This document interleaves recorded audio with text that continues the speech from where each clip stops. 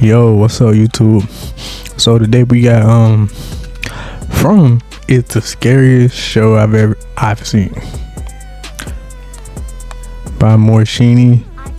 So I ain't gonna waste no more of y'all time. We just gonna get straight into it. Let's go. Y'all already know what to do. Subscribe, all that stuff. Let's go.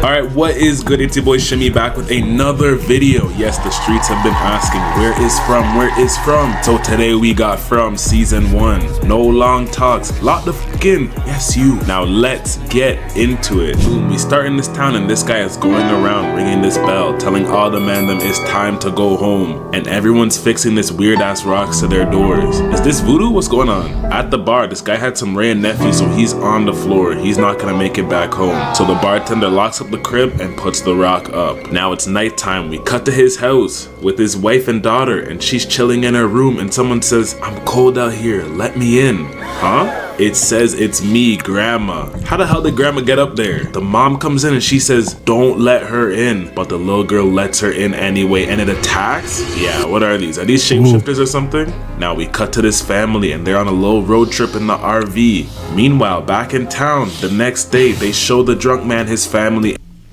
That's one thing I don't like about when it comes to kids and horror movies or even certain TV shows. Your parent clearly, I understand it's a kid and all that, but your parent is telling you clearly, say, hey, don't open that door, and they're not telling you just like a regular like aggravated tone or anything like that. They're telling you in a tone that is like don't open that door, like, or some stuff gonna happen. And the kid just opened it anyway. I never liked that because it's like now it's your fault that we dying. Now it's your fault that we getting eaten alive or we getting a head bit off. And it's not looking good. They got destroyed.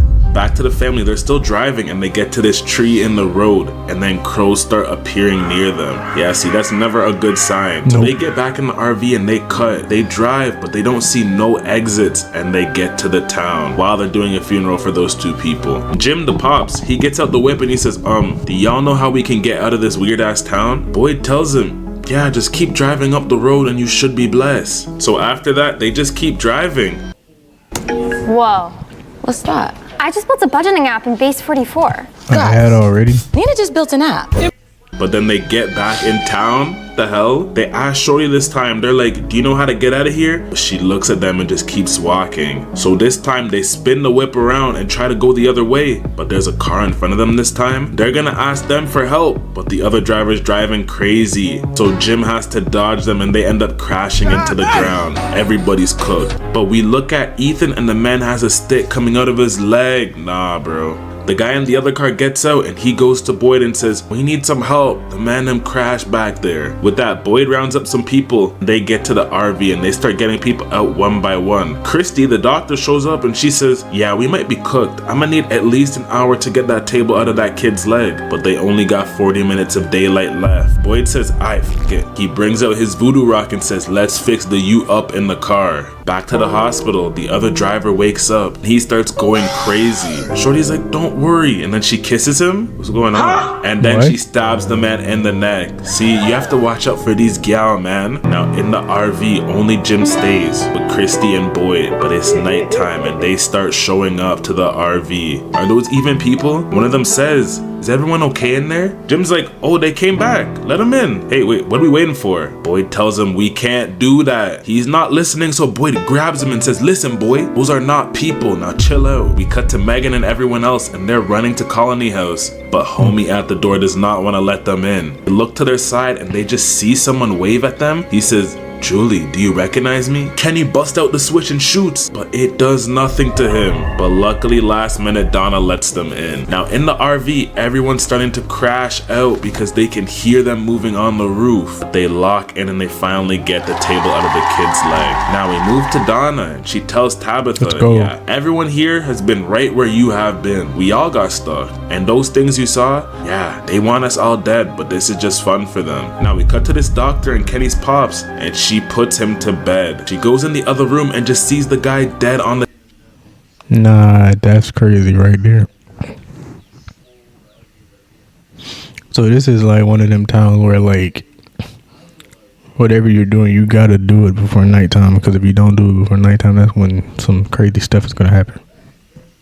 The table, so she's like, I gotta get out of here. She goes to the front door, but it's wide open and two of those things are there. Nah, man. Now it's the next day and everyone gets rescued and they get to the hospital and Kenny just sees the nurse dead and his pops dead too. Damn. Now the other guy who was in the car crash finally wakes up and Donna goes to explain everything to him. Bro says, so you're telling me that there's monsters that look exactly like humans and they come to attack us? Yeah. You guys smoke or something? Like, what's going on? But he thinks his friend just set all this up for him. Now we move to Jim and the priest and he's about to show them their new crib and Jim's like, hold on, what is that box over there? Oh, that? We put in there who don't follow the rules and get their people killed. Yeah, see, love. They get in the crib and they don't even clean the place up. What is going on? Like, at least take the blood out. Now Ethan goes outside and he meets this guy Victor. Ethan's like, yo, what are you doing? But he tells him, go away, little bro. Before he leaves though, Ethan says, have you seen the boy in white? He lives out here. Basically, he's been seeing some boy in white waving at him. Nah, if it's one of those monsters though, I'ma be pissed. Now it's time for them to choose their houses and everybody picks living in town except Julie. She wants to go live at the colony house and all they really do there is just crack. Now Jade shows up and he still don't believe what's really going on. So Kenny says, alright, let me show you something. And he shows him his dead homie and he finally bags it. This is real. Now it's nighttime and they put Frank in the cage. He looks out and they start swarming him. She kinda bad though. Frank turns around and then they grab him. We go in the past and we see a young Victor in this. That is crazy. So y'all basically put people in the cages. Let's get nighttime and let the monsters in the night take the people that you put in the cage at night. That is wild. Town. Now in the present, the man drew a picture of Julie while she was sleeping. Yeah, see, something's not right here. Now Boyd goes to the cage and Frank is really gone and he's got to clean that mess up. The priest sees this and he's like, damn, they really got him bad, eh? You're the one who wanted him dead. We move to Victor and he's talking to Ethan at the diner and he shows him a picture of the boy in white. He's like, is this him? Before he can get an answer, Jim shows up and says, hey, stay the hell away from my boy, and he throws him out. Now Kenny shows Jade where everybody came from who's in this town. They got some people from Texas, Wyoming, Canada. I'm joking, but they all ended up here. Jade's like, no, that ain't even possible. So he grabs the radio and goes to figure it out. This Victor guy shows up at Ethan's house and he's like, we gotta find the boy in white. I don't know if that's a good idea. But Victor says, nah, we have to. This is a quest. So they leave. They walk in the forest and they actually see him. Then Victor starts crashing out. He starts remembering shit. Jim shows up and he says, hey, didn't I warn you about my boy? But Victor pulls out the switch. He's not about to get beat up again. Victor actually remembers when he was a kid, everyone was there dead.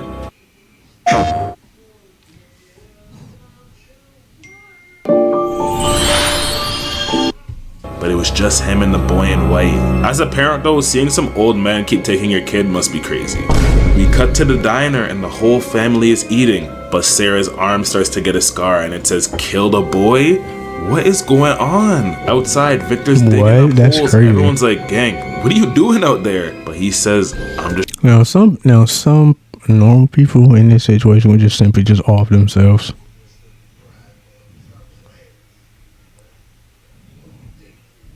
trying to get ahead this time. Damn. Now the next day, Sarah goes to the Matthews house and she plays with Ethan outside. She's like, let's go see the goats and chickens at the farm. It's just down the street. They go and she says to Tabitha, yeah, there's something in this dark barn that you should really see and I definitely won't lock you up in there. Tabitha's like, alright, bet, let's go in. She goes in with her, opens this door, and she pushes Tabitha in and shuts it. At the same time, Nathan told Father Kotri about Sarah and he tells her, okay, go look for her. Back to Sarah, she goes to Ethan and says, don't worry, I really with you. You can really save everybody here. She goes to cut him, but Nathan shows up and says, don't do it, let him go. Ethan kicks her and runs away, and Nathan grabs her, but she cuts his neck by accident, and the man starts bleeding out. He's dead. We move to Father Kotri, and he finishes up church service. He goes downstairs and So basically this girl is this girl is very evil. Or at least a spirit or a ghost or something is taking over her body, because this is crazy. the basement and we just see Sarah tied up down there. Is this guy an op? Now Boyd's thinking, he's like, you know what? I'm just gonna take these voodoo rocks, go out in the forest and see what's really guaning out there. Cause we can't keep doing this. People are dropping like flies now. Kenny says, you're just trying to die, aren't you? You're not going out there to save anybody. Now Jim's taking apart this lamp and there's no wire and the plugs don't even make sense either. So with that, him and Jade team up and they try to get an antenna high enough to get a signal so they can talk to someone. Back to Father Kotri, he says, you're wondering why you're still alive, right? Nathan told me you hear voices. Don't worry, I know you did some f***ed up shit, but you can still help the mandem of this town. He tells her, the Bible's comprised of 73 books. What if we're the 74th book and we're living it? What if we're the chosen ones? So he's like, chosen for what? I don't know, but I bet those voices might know. Yeah, I already know this is not gonna end up good, but you know what? Living in this town, it'd probably make you end up thinking some shit like that. Back to the Matthews house, the light bulb keeps flickering. Hold up, Stranger Things? Sarah tells Kotri the voices said they were waiting for someone to help them escape. They're just like us. Okay, so why did you believe them? Because they told me some shit. They told me some shit that no one else should know. They told me the 2 cars would be coming that day. And they said that Young Thug would be a snitch. And they told her if she killed the people in the car, everyone would be safe and they could go home. Okay, so how do we go home? Shit, I don't know. And you're sure they were telling the truth? She just starts crashing out again. She says, they want me to show you something. She draws on this paper and gives it to him. They said they watched you the day you got here and they watched you bury that bag. This is proof. The man can't even believe what's happening right now. Jim goes to the basement and he sees Tabitha digging in the ground.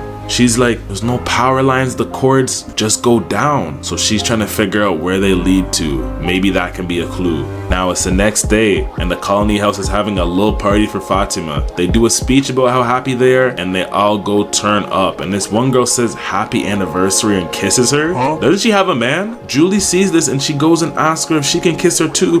But Fatima's like, nah, we don't really do that kind of stuff around here. And she runs away. Now Father Kotri goes to talk to Boyd. Wait, what do you mean? You just let a random woman or supposed random woman just straight up just kiss you on the mouth after she told you happy anniversary? But when the other girl asks you, says, no, we don't do that. Okay.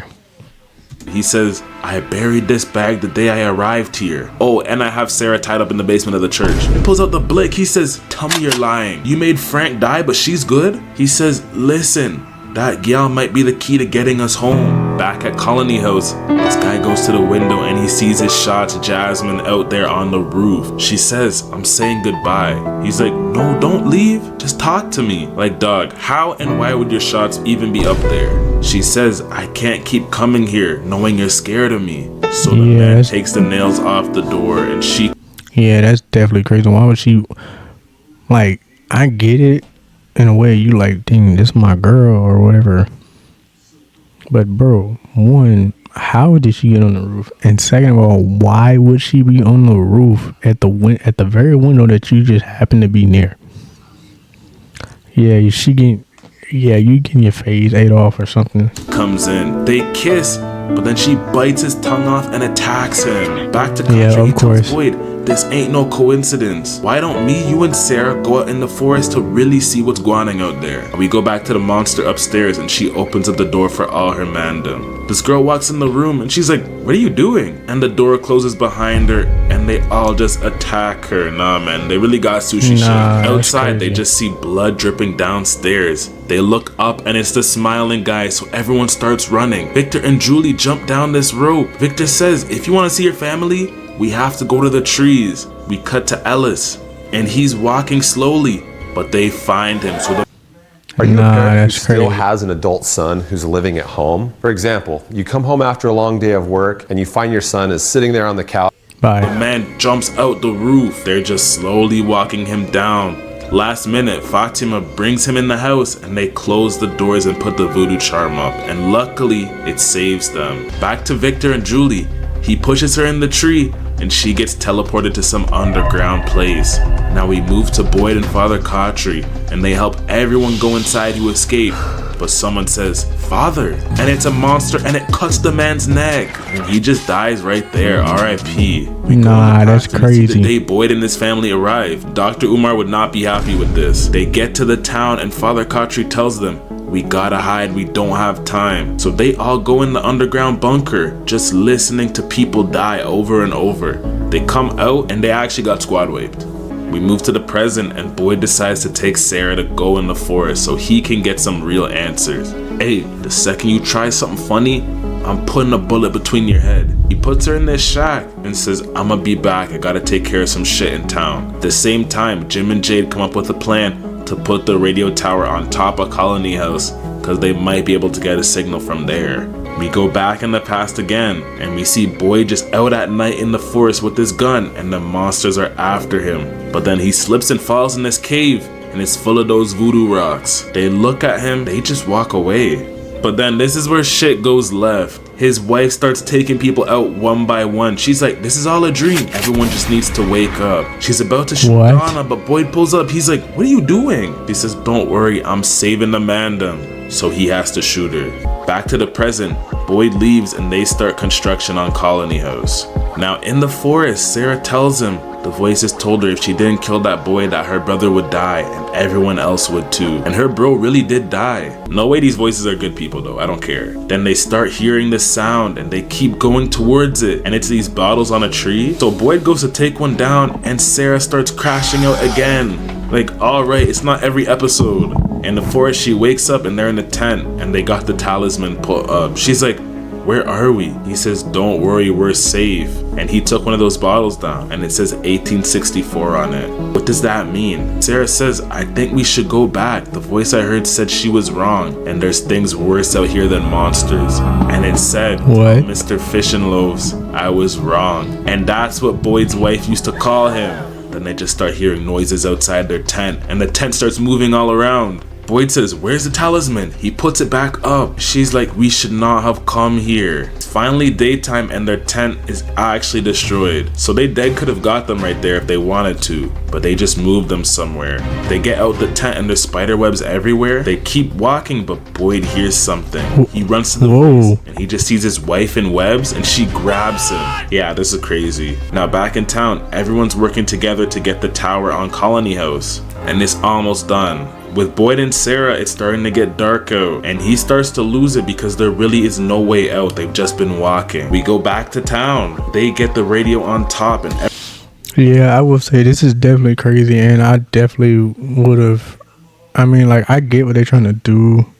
They're trying to figure stuff out to possibly save everyone, but I agree. I wouldn't have tried to camp out in the forest, especially at night, knowing those type of monsters and things come out at night. No, I definitely would have done that. I would have figured out some other way to like figure out what's going on in the woods. Everyone's like, yes, we're really about to do this. They turn all the lights on and turn on the radio and they start getting a signal. Everyone's cheering, but then a storm is coming too. They should have just done this the next day. Boyd and Sarah keep moving and they hear another horn, so they keep following it and it's a lighthouse. Now Jim starts doing an SOS call on the radio. He says, can anyone help us? But the storm's coming faster and faster. They really gotta get inside. But someone finally answers. Yo, is someone there? Jim says, yes, we're here. We ain't got much time. He says, is this Jim? Huh? Jim Matthews? Your wife shouldn't be digging that hole, Jim. So Jim stops what he's doing. He starts running to his house. We cut to Tabitha and the ground starts to break and she falls. She gets up and she sees where the wires end, but Victor is here too. He says, the boy in white said he would come. We have to go. And we just see drawings on the wall down here. Back to Boyd. The boy in white tells them, get in the tree, you'll be safe. So he goes in and he just gets stuck in this chimney. At the same time, a whole nother bus shows up. Yeah, we're done. We're done. Alright, that's all for this episode. Make sure to like, subscribe, comment down below. Let me know what you thought about From. If you liked it. That is crazy. Everything that I just seen is so crazy. This show does seem very intriguing and pretty good. I might watch it. Let me know if he makes another video like this and you want me to react to it. So yeah, I'm gonna subscribe to bro. So yeah, but anyway, y'all, with that being said, hope you guys enjoyed this video. If you did, please leave a like, comment, subscribe, all that good stuff, and I'm gonna catch you on the next one. Deuces.